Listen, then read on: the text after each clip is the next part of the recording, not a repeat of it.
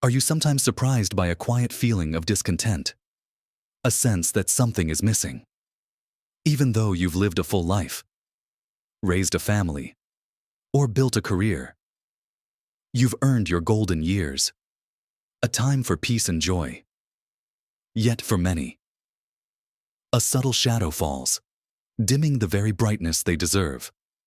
It's a painful reality that for all the wisdom we accumulate, we can unconsciously adopt habits that chip away at our happiness, often without even realizing it.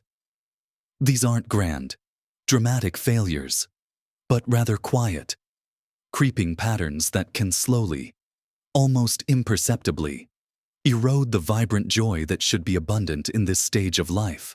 In this video, we're going to pull back the curtain on 5 surprising mistakes, not big, dramatic errors, but rather subtle traps that many older people fall into, unknowingly destroying their own happiness. These are deeply ingrained patterns that, once recognized, can be gently shifted to unlock a profound sense of contentment and vitality. It's time to reclaim the joy you've earned. Stick with me until the very end, because I'm going to share something truly surprising that could completely change your perspective and open up new possibilities for your happiness. So, let's dive right into the first mistake. A silent happiness destroyer that often goes unnoticed until its effects are deeply felt retreating from social connections. It's a natural inclination as we get older for our social circles to shift. Friends move away. Family gets busy with their own lives. Mobility might become a bit more challenging. And sometimes, there's a quiet fear of being a burden on others.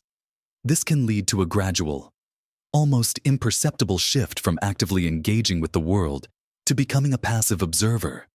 You might find yourself saying no to invitations more often, preferring the quiet comfort of home, or simply losing touch with people who once brought you joy. The sofa and a good book or a favorite TV show can seem incredibly inviting, and there's nothing wrong with enjoying your own company. But when that quiet retreat turns into consistent isolation, it becomes a powerful enemy of happiness. Loneliness isn't just about being alone. It's a deep sense of disconnect, a feeling of being unmoored from the human tapestry. And believe me, it's a silent killer, impacting not just our mental health, leading to feelings of sadness, anxiety, and even depression, but also our physical well-being and cognitive function. Humans are wired for connection. We thrive on shared laughter, understanding glances, and the warmth of companionship. When that connection wanes, it breeds cynicism, dulls our senses, and can even accelerate cognitive decline. Think of it this way: a car sitting in the garage will rust faster than one that's regularly driven. Our minds and spirits are much the same. They need regular social lubrication to stay vibrant and in good working order. Without it, the joy simply begins to fade. The good news is that reversing this mistake doesn't require grand gestures. It's all about small, consistent steps. Start with what feels comfortable. Pick up the phone and call an old friend you haven't spoken to in a while, just to say hello. Send a card to someone who made a difference in your life. Consider joining a local club, maybe a book club, a walking group, a gardening society, or even a local bridge or bingo group. Volunteering for a cause you care about is another fantastic way to connect with like-minded people and feel a sense of purpose. If family lives far away, embrace video calls. Seeing their faces can be incredibly uplifting. Don't wait for others to reach out. Sometimes you need to be the one to extend the invitation, even if it feels a little daunting at first. Remember Mary, who felt incredibly isolated after her husband passed. She was convinced she was too old and too slow to be part of anything new. But a neighbor encouraged her to try a local senior walking group. She hesitantly joined, and what she found was more than just exercise. She discovered a community of laughter, shared stories, and genuine camaraderie. It didn't happen overnight, but through consistent, gentle effort, she found a joy she thought was lost forever. Now, while staying connected socially is vital, there's another subtle mistake. one that many of us, myself included, can fall into without even realizing it. It's the mistake of refusing to embrace new technologies and, more broadly, stopping active learning. The world keeps moving, often at a dizzying pace, and it's easy to feel overwhelmed by new gadgets, apps, and ways of doing things. You might hear yourself saying, "Oh, that's too complicated for me," or "I don't need all that fancy stuff," or even, "I'm too old to learn new tricks." And it's true. Learning new things, especially technology, can sometimes feel like trying to decipher a foreign language. But when we dig in our heels and resist the tide of change, whether it's learning how to use a smartphone effectively, navigating online banking, or simply exploring a new hobby through online tutorials, we inadvertently create a widening gap between ourselves and the world around us. This isn't just about convenience. It's about staying connected, engaged, and independent. The impact on happiness here is significant. This resistance creates frustration, leaves you feeling left behind, and can even limit your access to information, entertainment, and opportunities for connection. Think about it if your grandchildren are mostly communicating via video calls or messaging apps, and you can't participate. You miss out on precious moments and feel disconnected. If you can't easily find information online, you might feel less independent. But even beyond technology, the broader mistake is stopping active learning altogether. Our brains, much like our muscles, thrive on being challenged. When we stop actively seeking out new knowledge, new skills, or new perspectives, our cognitive growth can stagnate. This leads to a feeling of boredom, apathy, and a diminished sense of vibrancy. The joy of discovery, the thrill of mastering something new. These are powerful drivers of happiness at any age. When we stop learning, we stop growing. And when we stop growing, life can start to feel a little bit smaller. So, how do we fix this? The key is to start small and approach it with a beginner's mind. You don't have to become a tech wizard overnight. Maybe pick one new app to learn each month, perhaps a video calling app to connect with family, an online news app to stay informed, or even a simple game to keep your mind sharp. Don't be afraid to ask for help. Grandchildren, younger friends, or even local community centers often offer free tech classes. Embrace that slightly uncomfortable feeling of being a beginner, because that's where growth happens. And it's not just about technology. What new skill have you always wanted to try? Learning a few phrases in another language, taking up a new craft like knitting or woodworking, trying a different kind of cooking, or even just reading a book on a topic completely new to you. Remember John, who was absolutely adamant he'd never touch a computer. He saw them as a nuisance. But when his youngest grandchild moved overseas, he desperately wanted to see their face. With the patient help of his daughter, he learned to video call. It was clumsy at first, but that single step transformed his relationship with his grandchildren and unexpectedly opened up a whole new world of online hobbies, like researching his family tree, which brought him immense satisfaction.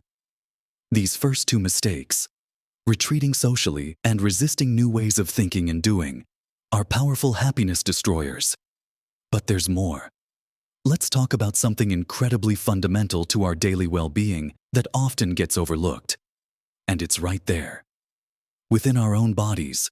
It's the mistake of neglecting physical activity and becoming sedentary.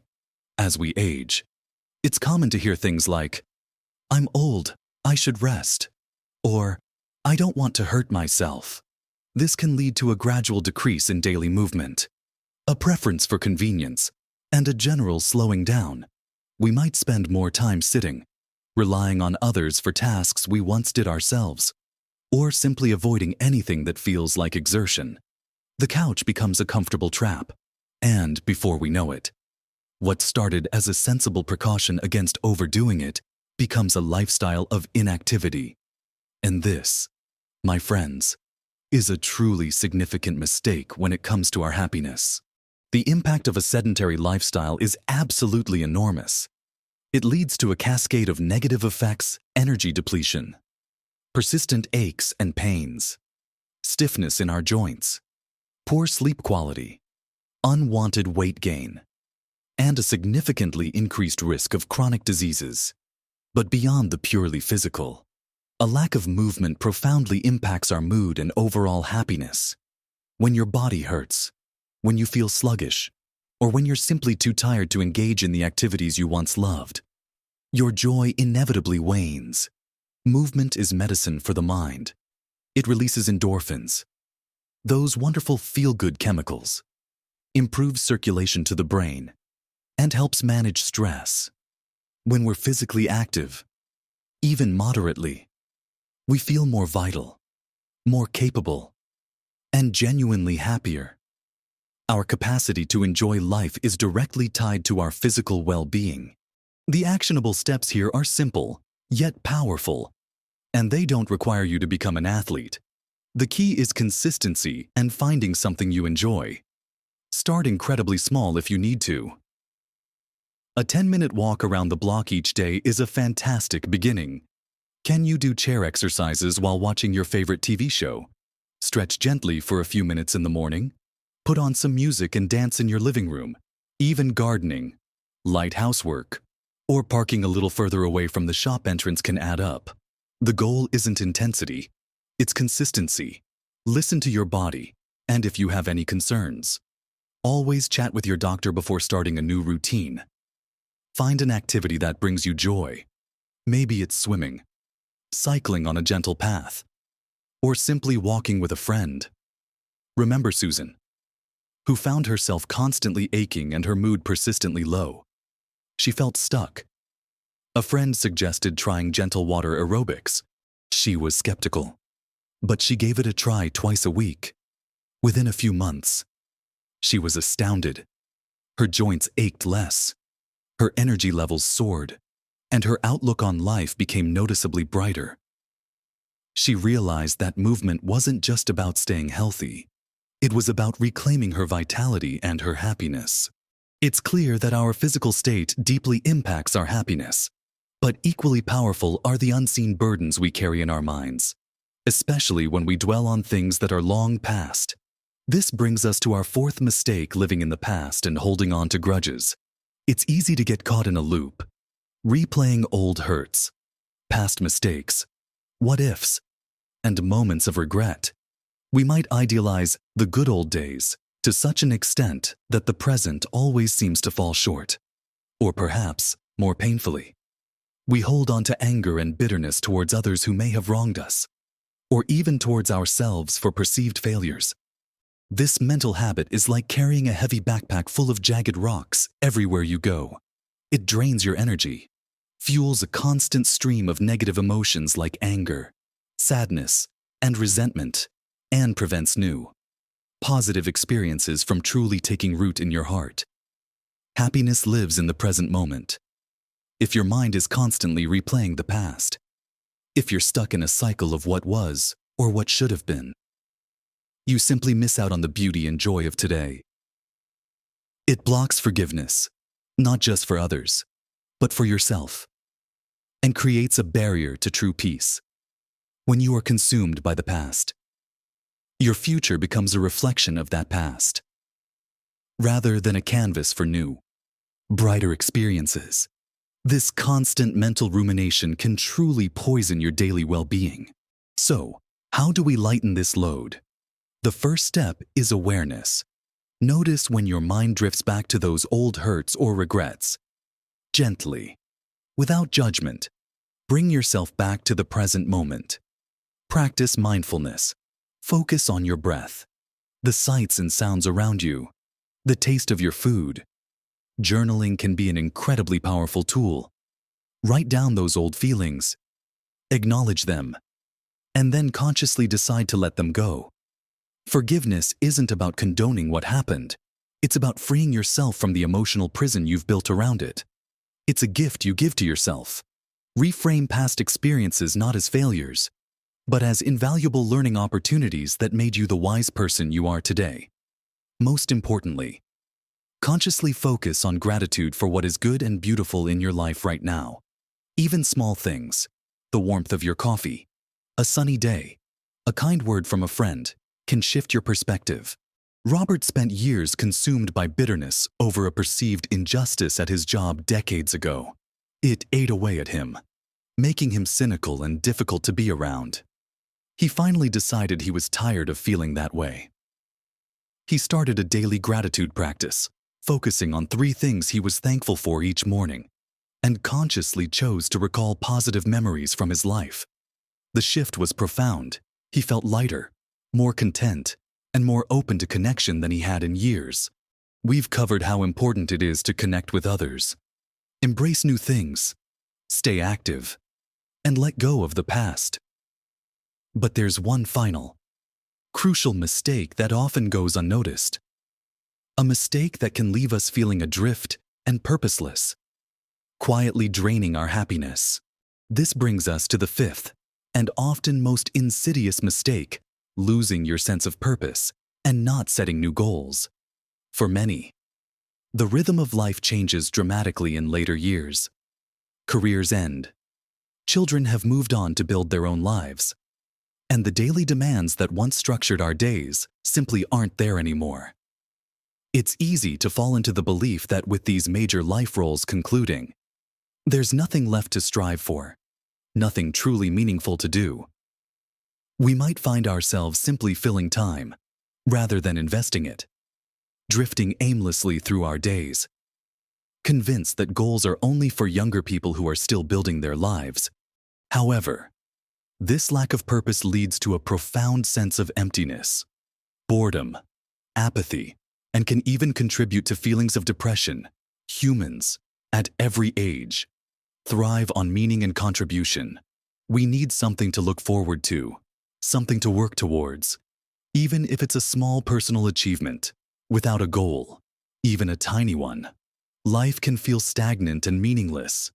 It robs you of the excitement of learning, the joy of growing, and the satisfaction of achievement. A sense of purpose provides direction, resilience in the face of challenges, and a deep wellspring of vitality. When you have something that truly engages your mind and spirit, the days feel richer, the moments more vibrant, and your happiness flourishes. It's not about needing a grand, world-changing mission. It's about having a reason to get up each morning with enthusiasm. So, how do we reignite that spark of purpose? Begin by reevaluating passions you might have set aside earlier in life due to work or family commitments. What did you love to do as a younger person? What always fascinated you but you never had time for? Explore new interests completely. Perhaps volunteer for a cause you deeply care about. Your experience and wisdom are invaluable. Learn a new skill, something that truly excites you. Whether it's a new language, a musical instrument, a complex craft, or even mastering a challenging recipe. Consider mentoring someone younger, sharing your vast knowledge and experience. The beauty of this stage of life is that you can choose your purpose. Set small, achievable goals that bring you joy. Maybe it's reading a book a week, mastering a new cooking technique, planting a beautiful garden, or learning a few phrases in another language. The true purpose isn't just about the outcome. It's about the process of engagement, the learning, the striving, and the feeling of contributing. Think about leaving a legacy, however small, whether it's through your family, your community, or your passion. Remember Margaret, who felt completely lost after retiring from a demanding career. She was used to a life filled with purpose, deadlines, and accomplishments. And suddenly, there was a void. After a few months of feeling adrift, she decided to use her professional skills to volunteer at a local charity helping new immigrants settle in. This gave her structure, a renewed sense of purpose, and the profound joy of knowing she was making a real difference in people's lives. Her happiness returned, stronger than ever. We've talked today about how isolating ourselves, resisting new experiences and knowledge, letting our bodies become sedentary, clinging to the burdens of the past, and losing our vital sense of purpose can quietly, yet powerfully, diminish our happiness. It's easy to fall into these patterns, Life throws us curveballs, and sometimes it feels simpler to just withdraw or stick to what's familiar. But here's the beautiful truth. It is absolutely never too late to make a change. Every single day offers a fresh opportunity to shift these patterns, even with the smallest, gentlest steps. You possess a lifetime of wisdom, resilience, and experience. Your golden years can truly be golden, shimmering with joy and contentment. I'd truly love to hear from you. Have you recognized any of these patterns in your own life? Or perhaps seen them in others? What steps have you taken, big or small, to reclaim your happiness and bring more joy into your days? Please share your thoughts and experiences in the comments below. Your insights, your struggles, and your triumphs could be exactly what someone else needs to hear to take their first courageous step. And if you found this video helpful, if it sparked something within you, please give it a thumbs up. That simple gesture helps us reach more people just like you who are looking for ways to live their best life. And don't forget to subscribe to the channel for more valuable insights and practical tips designed to help you thrive at every age. And now, for that surprising thing I promised you at the beginning. The biggest mistake of all isn't one of these 5. It's the mistake of believing that your best years are behind you, that happiness is something reserved for youth, or that the path to true contentment closes with age. The most shocking and empowering truth is that profound happiness, vibrant health, and deep contentment are not just possible, but often more accessible in our later years. Why? Because we have the wisdom, the perspective, the freedom, and the understanding to truly appreciate life's simple joys, to let go of what doesn't serve us, and to consciously choose how we spend our precious time. The key is to consciously choose to nurture them, one small, intentional step at a time. Live your best life at every age. You truly deserve it.